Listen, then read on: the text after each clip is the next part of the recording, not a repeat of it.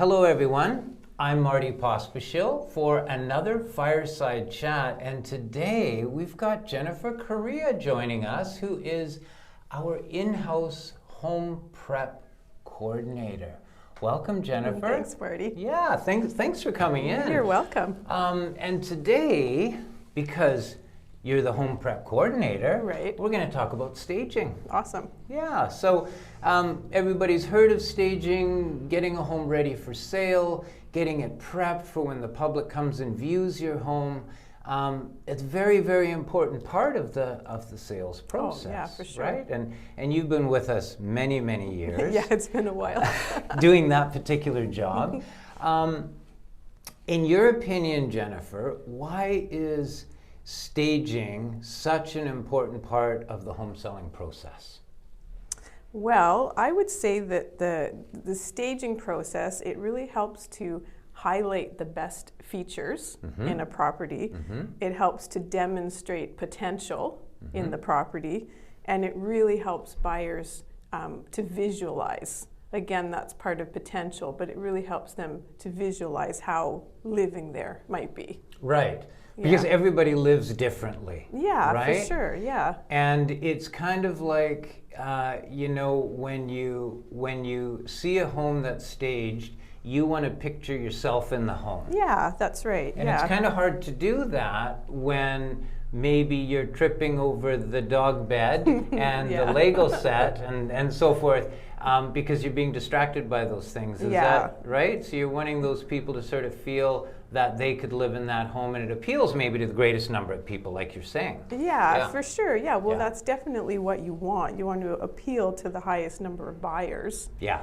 And you want to take away any of those distractions, like the dog bed on the floor, right? The odd extra things, the shoes at the front door. You want to remove those distractions. Right, and that totally makes sense, because you want them to focus on what the positive aspects are of that home. That's right. And why they want to buy it. Yeah, so totally for sure. Makes sense. Yeah, you don't want someone to walk in the door and see, whatever it may be, the dog bed, the shoes, the broken door handle, or the cowboy statue, the thing, and then I'm thinking of Seinfeld. Sorry, and then the person is focused on that as opposed to just focusing on the home.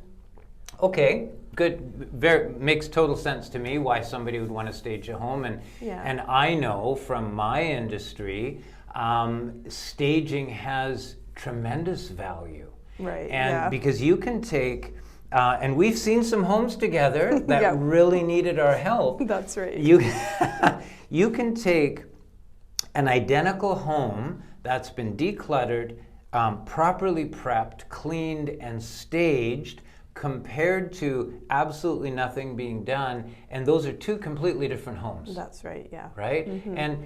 And the general public.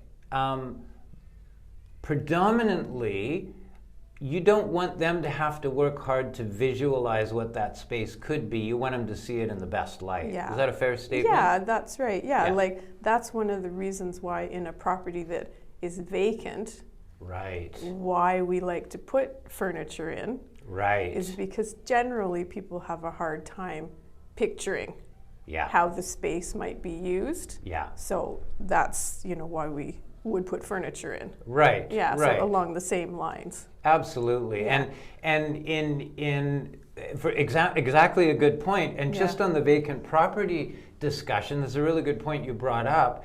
If somebody walks into a vacant property, in my 31 years now experience, if you can believe it, I'm so used to saying 30. Yeah. My 31 years experience, the challenge that people have is them visualizing how to use each room, in particular bedrooms. Yeah. Because you walk into an 8 by 10 bedroom and you go, oh my God, we could never fit our furniture in here. Nothing fits in here. Nothing fits. Yeah. Whereas we bring in one of our blow-up beds, which I love, and the stands, and you bring in those beautiful duvets and pillows and all that color, and a couple of nightstands. Yeah. Boom. Yeah. You've got a bedroom. It makes a difference, like you said, because people can actually see, wow, the bed fits in, the 2 side tables fit in, and oh wow, there's space for a dresser over here too. Totally. So it's not what they thought when it was vacant. Yeah, and you do such a good job. Oh, when I see the homes after you've been through and you get it all prepped, night and day, night and day. And in fact, we feel so strongly about home staging that we actually include it as part of our service. Yeah. When Adam and I go in and list a property, we include that home prep and staging service with wonderful Jennifer as part of our overall service. And that's how important it is to us to have the home show properly, because that just brings more value to our clients. Yeah, for sure. Absolutely. Yeah. Because hiring an independent stager can be extremely expensive. Yeah. We've had clients come to us and say, oh, we're so relieved that you guys include this, because we've had quotes of $10,000 up to, we've heard one quote of $50,000 to stage some homes, bringing in furniture and all sorts of stuff. Yeah. And the beauty of Possible Show Realty Group is we have a warehouse full of furniture, artwork, lamps, all that kind of accessory stuff. You can chat about that more later if you want to, but let's jump right into how do you stage a home? What are the steps that you go through with our clients in the staging process? Yeah, okay. So, I would say there's four things. So, declutter, depersonalize, clean, and repair. Right. Those are the 4 that I like to talk to people about. Yeah.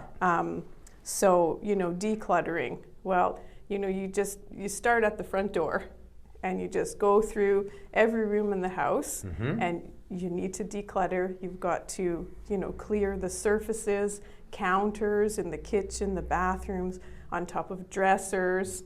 You want to put away all those shoes, those extra shoes and coats, all those extra things. And that's actually a good time as well to, you'll notice that there's things that you just want to get rid of. Yes. So a lot of people like to use that time to just get rid of the stuff now. But, just a really good declutter of the whole house makes a huge difference.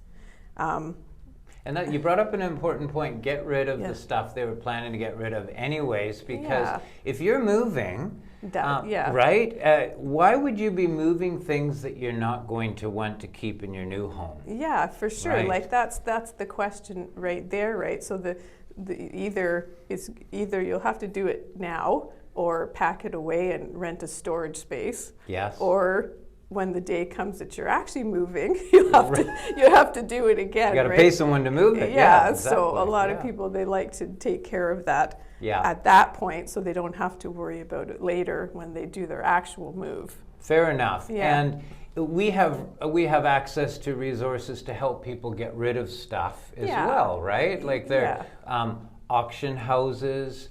There are some downsizing services that take care of that. For sure, right? Yeah. Depending on people's situation, there are companies out there who are professional downsizers and declutterers. So some people in the past have actually hired somebody to take care of that. Other people, prefer to do it themselves, but they sometimes like me to help them find out what are the different charities where they can drop things off, or they could possibly, be picked up. So there's a few different avenues to get that decluttering done. Especially when somebody's downsizing from a large house into their retirement condo. Yeah, right? That's for sure. They're going from 4,000 square feet to 1,500 square feet. Yeah. They're going to have to get rid of some stuff. And that's where it's a really good point you brought up, where you know who the contacts are to help get rid of some of that stuff, because there might be some antique furniture. Yeah.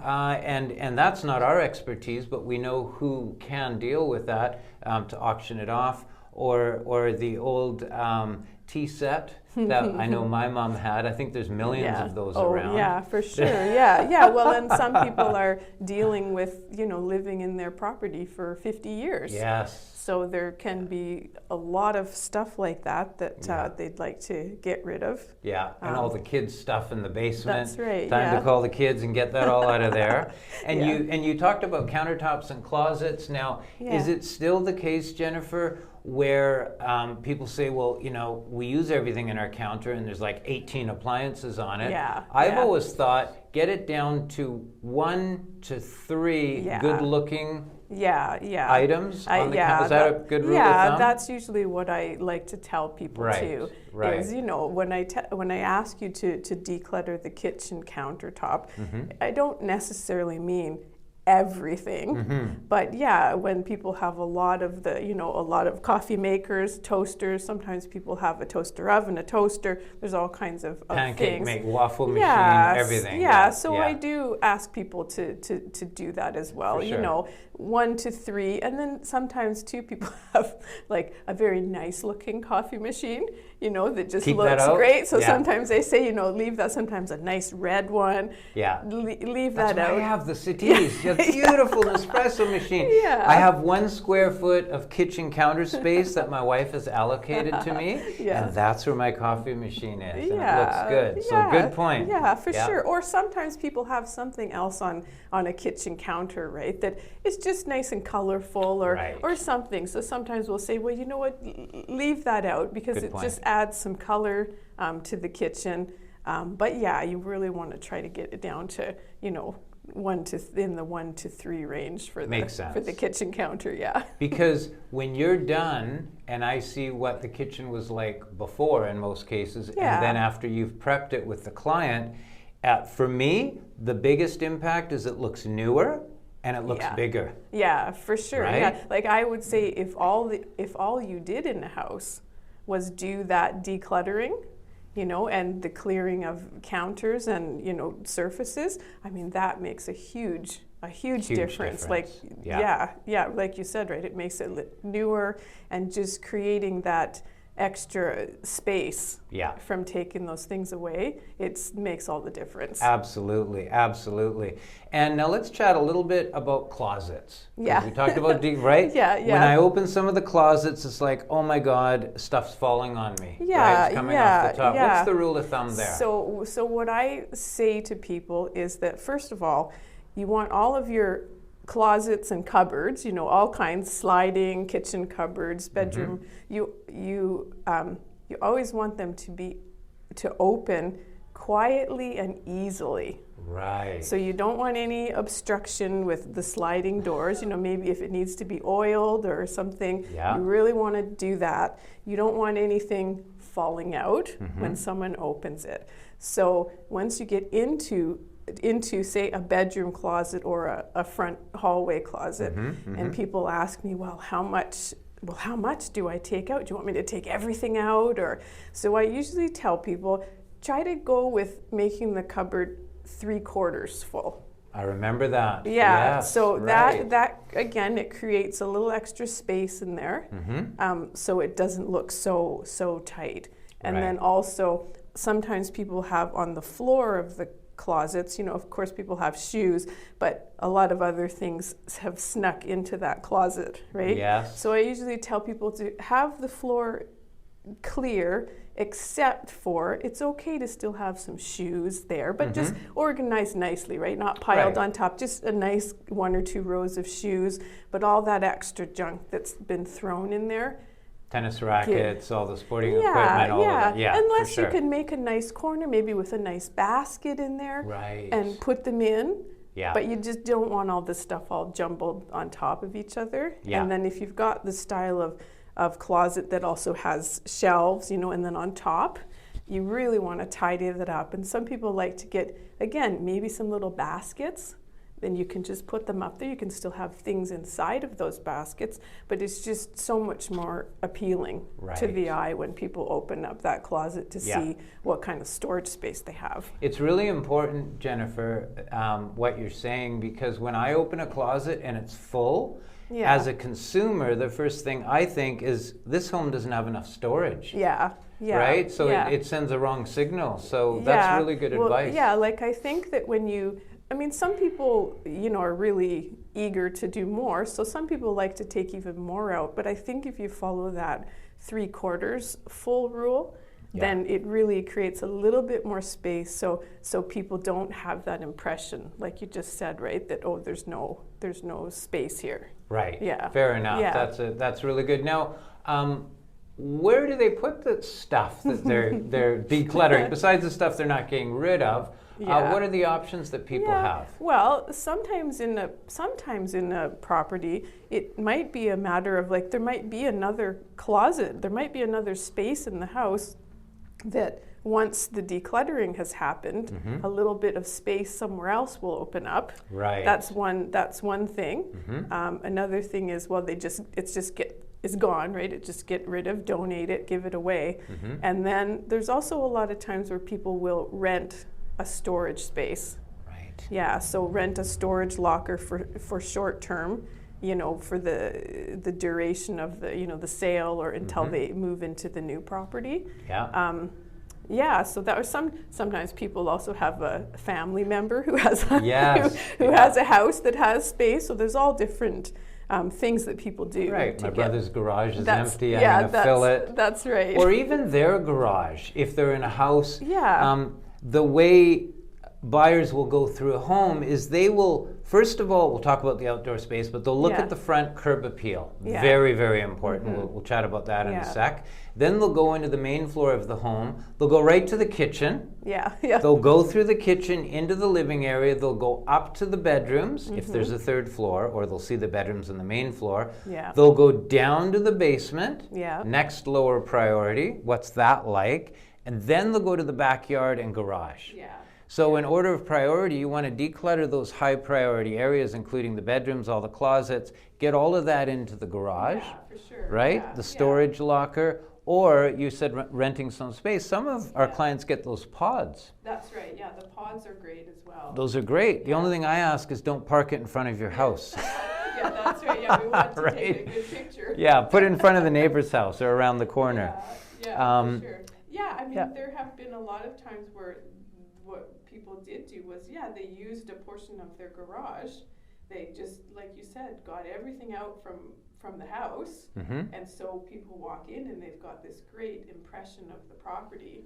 And then, make a nice, a wall or something in the garage. But I think that, that can work in a way too, because people can also see that, they've got this garage. They do have some more storage space out there. Yeah. But they can also, I think, envision in a garage, right, that, the cars can park, but okay, this can be here or it can not be here in a garage. But it's not that initial clutter when you come in the door. Yes. Yeah. Absolutely. So important. And that's sort of prioritizing the higher profile spaces first, and then getting all that stuff in the lower profile space if you're not getting rid of it or getting it off site. Yeah. Now, I remember listing many properties.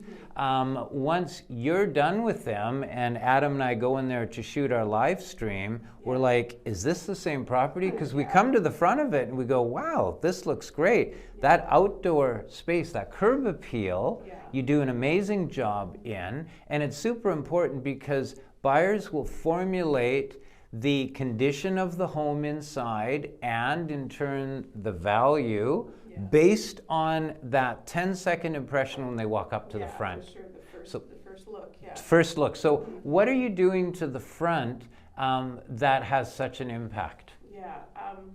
Well, I mean, it's going to be a general garden cleanup, making sure that all the leaves are raked away.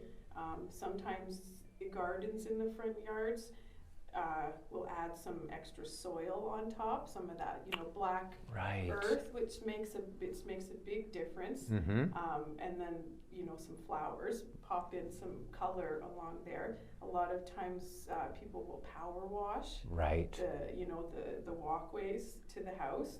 Sometimes the house needs to be power washed too. It depends, once you get to the front door, I've had people who have, repainted the front door to make it just look nice and fresh. even sometimes if there's a porch and the steps leading up, sometimes people will paint the porch, the steps, the front door. Right.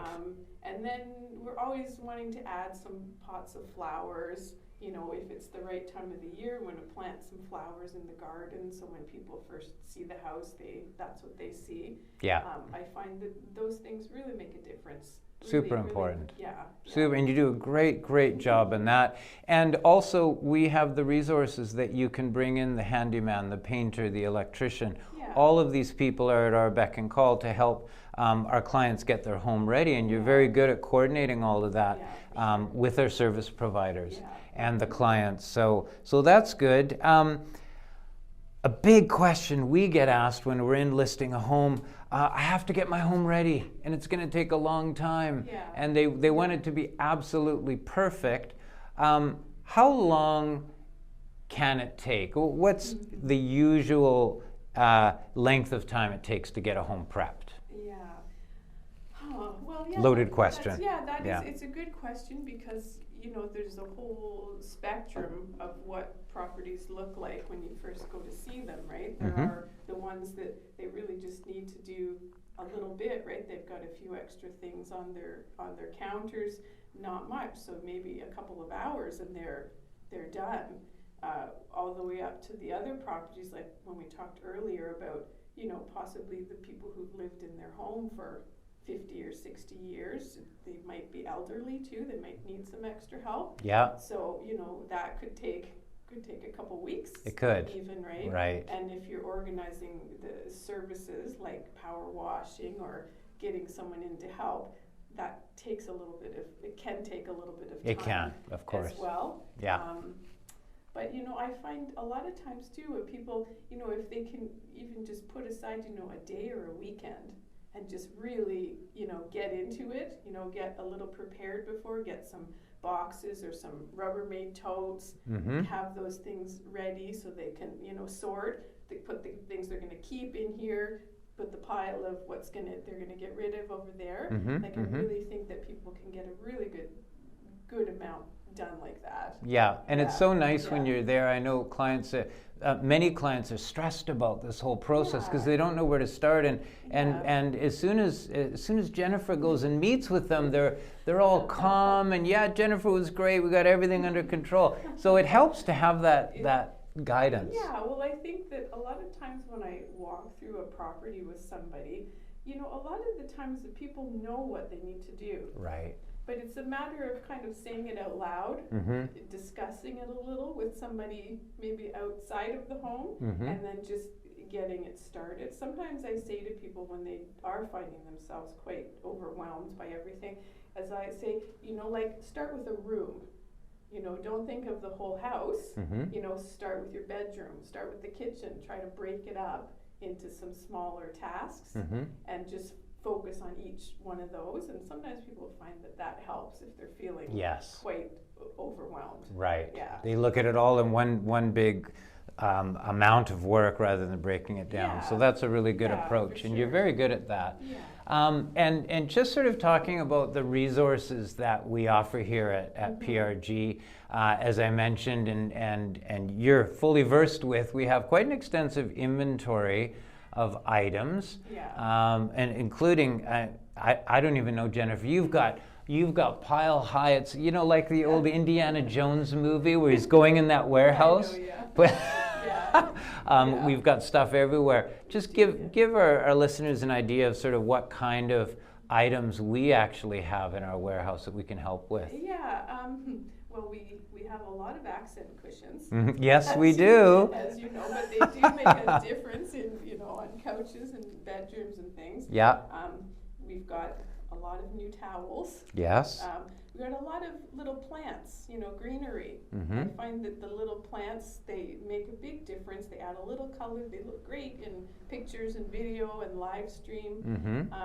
We have, as you said before, we've got our blow-up beds. Yes. Which usually nobody knows that they're blow-up beds. You blow it up and they look like a real bed, put the bed skirt on, but we've got a lot of lighting, bedside tables, all kinds of things Yeah. like that. And outdoor patio sets? And we've got outdoor patio sets, bistro sets, and some larger tables. Yeah, and artwork I've seen there That's too. right. Yeah, Yeah, we've got quite a bit of artwork too. So we've got a good inventory. Tends to be growing a little bit every month. There seems to be more and more stuff there. Sorry, I'm giving you a hard time. I know you love to buy stuff. Yeah. Who doesn't? But it's good. It's all to help you guys, our for clients, sure. and all very important. And we touched on something there. Those patio furniture sets are really important for the balconies. Because what we're doing here as part of the whole process is to help clients visualize themselves in the space. Yeah. And one thing you do that I really love is you'll set up that bistro set outside with the chairs if they don't already have a nice patio set, and you'll put a bottle of wine there with a couple of glasses so they can say, hey, we can be in our balcony here watching the sunset drinking a bottle of wine. Yeah, oh, for sure. Right? And they may not get that visual if we didn't have that set up that way. Oh, so, for sure. Because some people don't have any furniture set up on their outdoor spaces. Yeah. And a lot of people have great spaces, whether it be, a smaller balcony that just fits the small table, but still has a great view, is a great outdoor space, and other people who have huge decks and balconies. Yes. So, yeah, it's really nice to show that. Super important. Yeah, because they'll always go there after seeing the home, and then especially if it's a nice day, they go, oh, wow. Yeah, for sure. So that's really good stuff. Now, and all part of that important process, and you tie it together so well. What about the client who has limited time? Yeah. Marty, Adam, we need to get our home in the market next week. I just found out I'm being transferred to Toronto, and I want to have it sold before I go. Yeah. So it's now like Tuesday. We're launching on Monday. I know you're very good about fast tracking. Yeah. But what are the highest priority items for them to do if we're on an extremely limited time?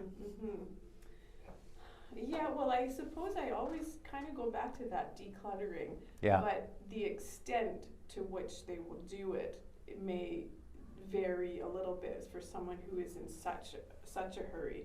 So definitely, again, the countertops, the surfaces, right? Right. Kitchen, bathrooms, on tops of dressers, desks at home, and I mean that a lot of times can be done really quickly.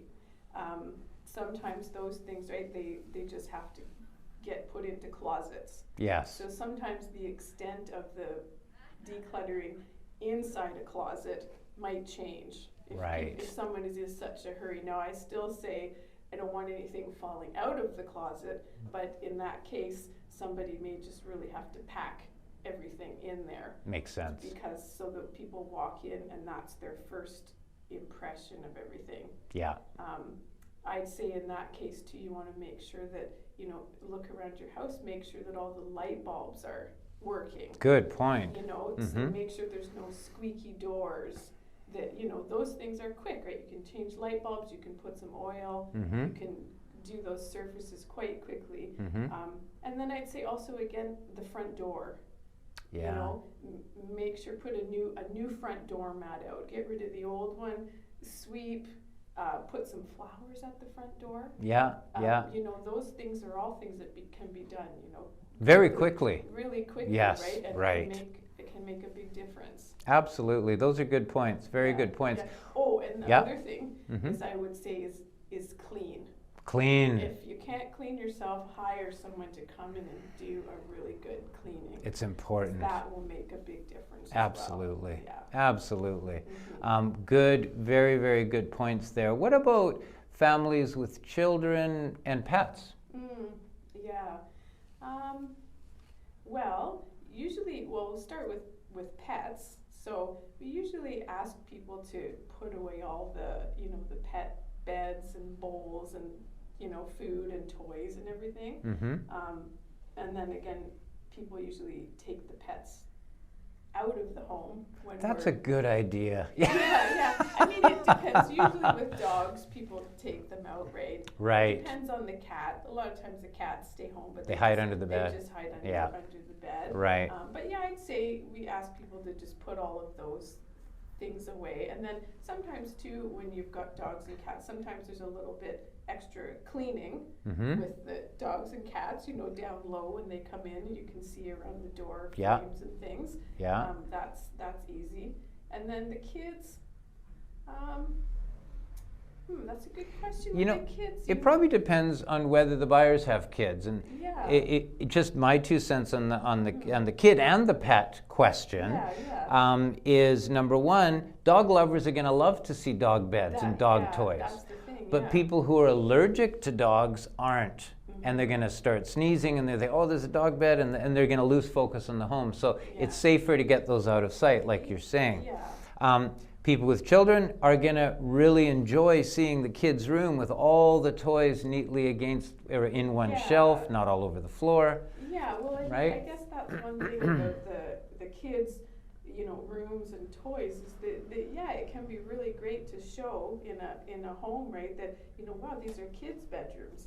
And then people see, right, the toys and things, but I usually get people to put away a good portion of them. Right. And, you know, but I say, but it's okay, you know, we're going to leave some of the toys, but we still need to declutter and clear the space a bit. And you've done some rooms where, again, I've seen before, and I go in the room after you're done, and it's so neatly set up with a little study area. In fact, you've sometimes brought in a desk and a little study area for the kids. So all really good visualization for the parents to see that. It's always fun to see that transition, for sure, for sure. Okay, so here's a really good question. We come in, we list the property, our clients are super excited because we're taking that big stress away from them. Jennifer's going to come and meet with you and coordinate the home prep with you and get it all ready, so they're happy about that. What can our clients do before you show up for that initial meeting? Yeah, that's a good question. Well, I'd probably go back again to the whole the decluttering. Right, they can start on that, right? That people can start, they can have a good look, take a good survey for themselves of you know, the house, the yard, the garage, everything, and start thinking about, you know, the things that they really want to keep, the things they want to get rid of, and good advice. What are their options inside of the home or outside to get, you know, to store things. Right.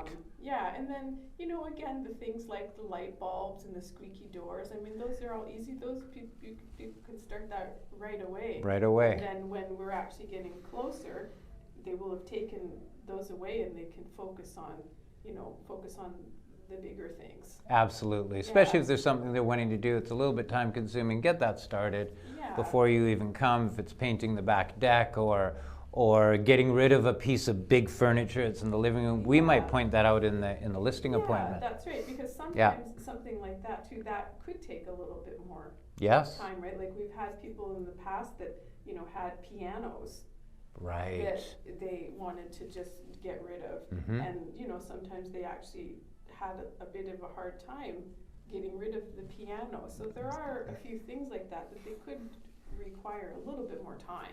Right. No, absolutely, because they can take time. So good to get started on that. And like you said, come up with a list of what you really want to take with you to the new home and what you want to get rid of. That helps you to help coordinate all of that. And then maybe too thinking about our question too about children and pets. But for kids, right? Like that could be good for the kids, right? To get rid of the kids? You know, but